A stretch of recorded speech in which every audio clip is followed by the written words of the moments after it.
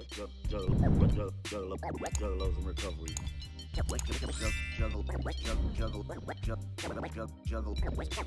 Juggalos in recovery. So, this is going to be If from the Bizarre album. It's the one with the eyes. The concept is all about what ifs. The concept of what ifs is something that everybody has fucking experienced at this point in their life. It's natural tendency for us to reflect on the choices that we have made in the past and wonder about the different outcomes that could have resulted if we had chosen something different. What if I had never done drugs? What if I hadn't sucked that dick? What if I didn't go out and have all those drinks? What if I had just chosen something slightly different? These are all common examples of this paradox of the thinking of what if. People ask themselves all the time how I could have done better in a scenario. And the reality is you couldn't have. That shit had already happened at this point. You can't change the past, but we can always look to living without regrets. We can move on from them. We can learn from the scenarios where we fucked up. When we ask ourselves what if questions, we are essentially trying to imagine an alternate reality where our choices and actions were so wildly different than what we had actually done. We may imagine a scenario where we had never started doing drugs or where we had made these different choices that led to different outcomes. While it can be helpful to think about these scenarios in order to learn from our mistakes and make better choices in the future, it's important to recognize that just thinking about what if I had done this or what if I had done that can lead to this sense of regret and disappointment in ourselves that isn't beneficial to life in general. There's no point in constantly dwelling on these things that you could have or should have or what if I had done, because that's not going to point you in any direction in the future. You learn from your mistakes and you move on from it. What if we constantly think that these scenarios about like not using drugs or not doing this certain things, what if that's all we think about? What if we live in that shame about our past? You know, why would we choose to do that? It's not a way to think to move forward and make any changes in our life. We acknowledge our mistakes and we can use those as motivations to make better choices. You know, if we constantly think about these scenarios and choosing differently, we may feel a sense of disappointment about the choices that we have made. And this can make it difficult to appreciate any positive aspects in our life because we're always looking behind us of how we could have made this situation that could have been really dope or was really dope. What if we had made it just that slight bit better? We don't get that opportunity to actually appreciate how well a scenario had played out. And we are so focused on how bad it was in that moment and how it could have been so much better. You have to really take that time and think back on all of these scenarios. That was the best possible outcome that you know of, period. There's no point in constantly thinking back to it. It's important to live without those regrets, to practice self compassion and forgiveness. We all make mistakes. We all have moments of weakness. We all fuck up. But those experiences are not what define us. By acknowledging what our mistakes were and what our regrets are, and using those to inform our present and future decisions, we can live a life that is more purposeful and meaningful. The concept of what ifs, natural part of being a human. It is normal to wonder about those different outcomes that could have resulted if we had made different choices. It's important to realize that we are going to fuck up.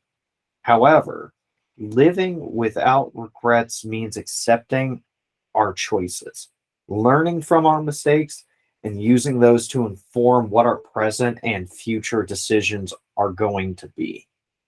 And with that, I'm going to open it up to the room, and we can discuss about these what if scenarios.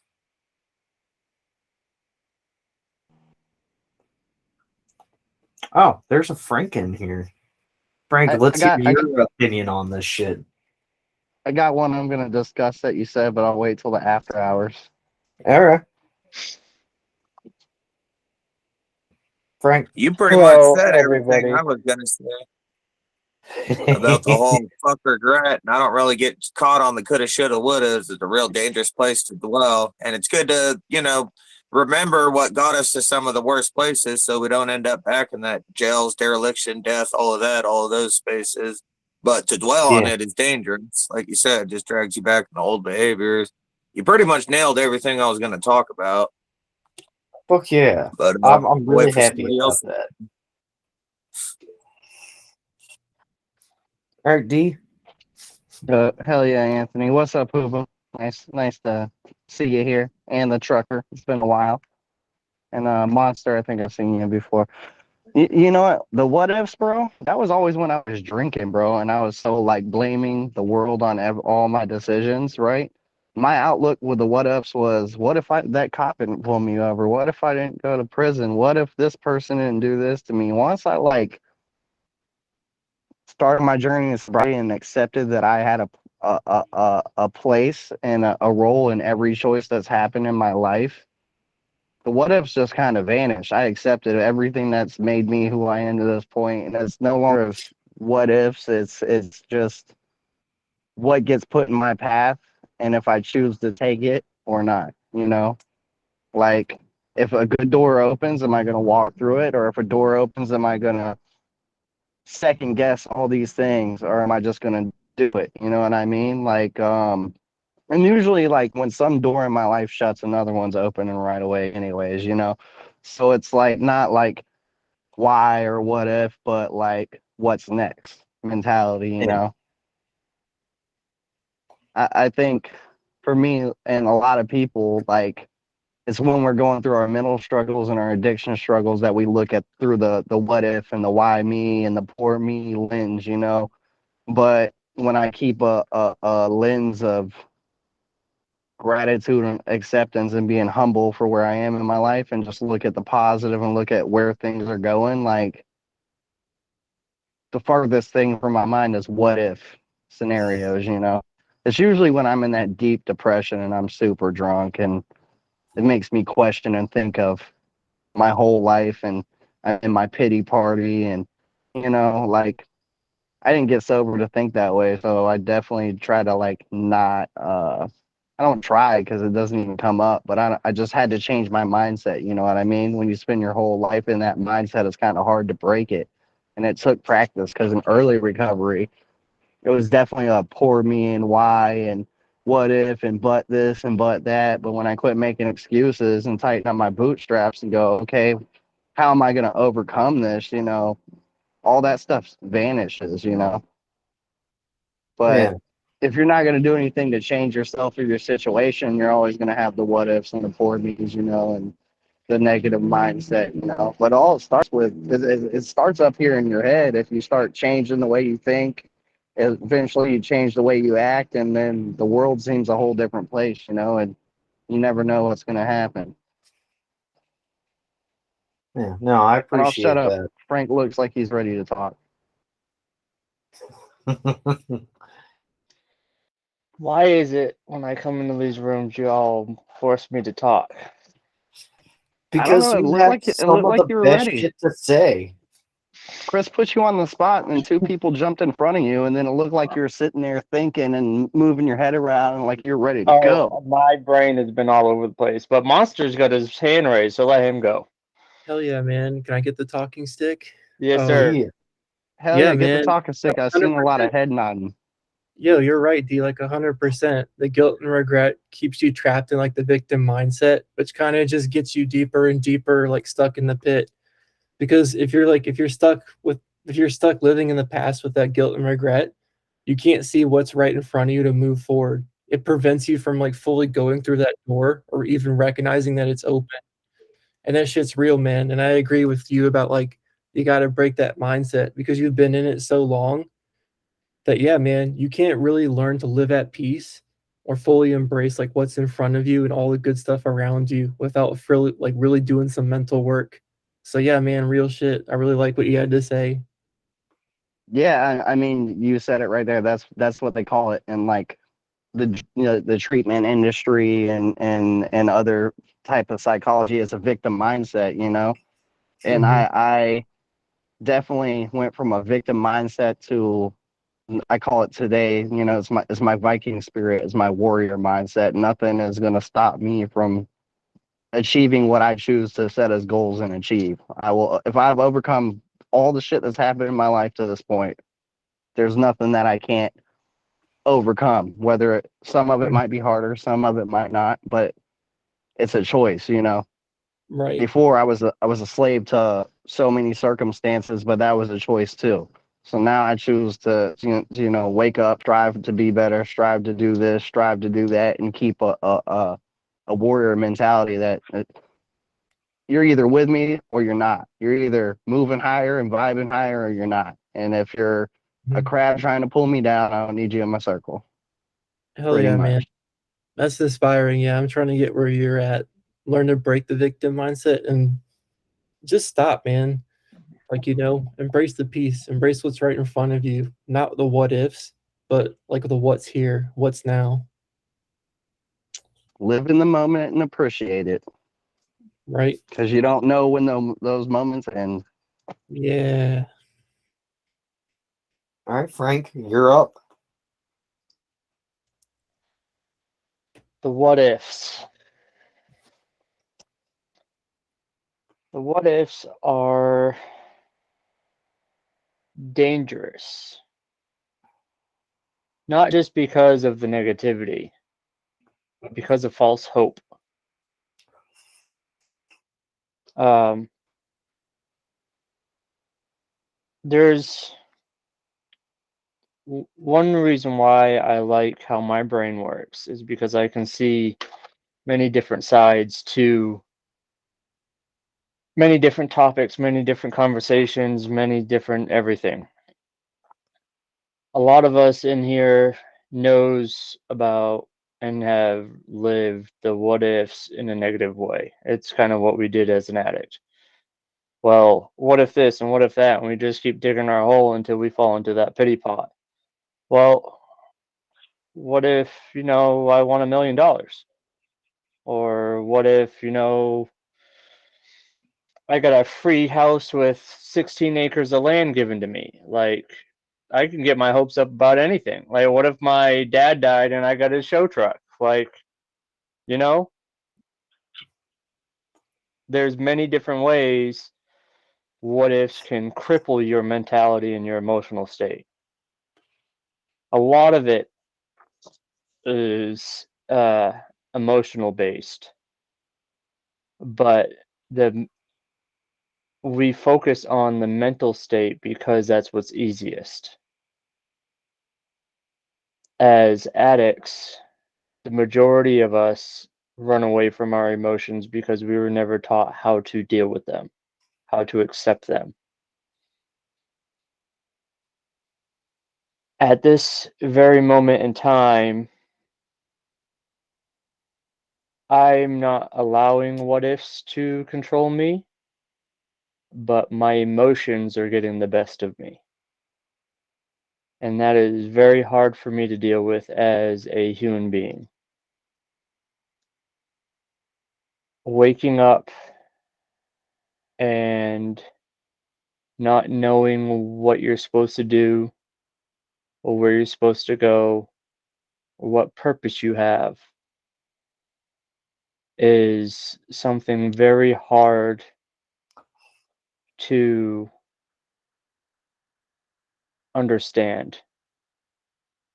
Now, I know looking from an outward perspective onto who I know I have many different purposes.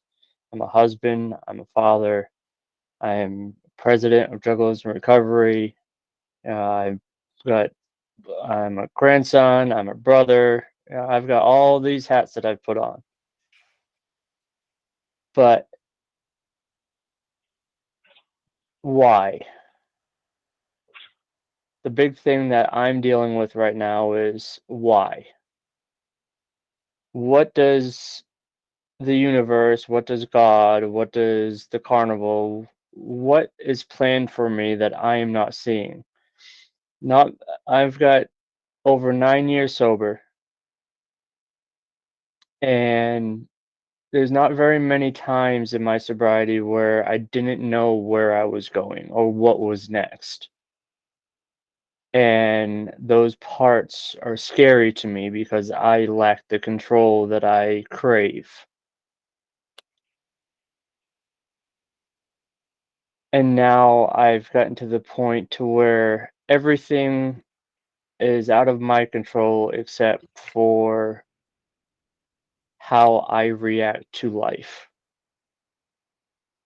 And if I decide to get my hopes up, if I decide to get stuck in a pity pot, if I decide to do anything that can jeopardize my emotional and mental state at this very moment, which, because of some personal things I'm dealing with, is very fragile, I will end up alienating every person who cares about me because that's what I do. The impact of what ifs, the impact of false hope on your mental and emotional state can also have a huge impact on your physical state as well. Not many people understand that when you are emotional or you're stressed or you're worried, the physical attributes that happen, your muscles tense up. Like, I've had this one muscle that's been killing me for over a week now.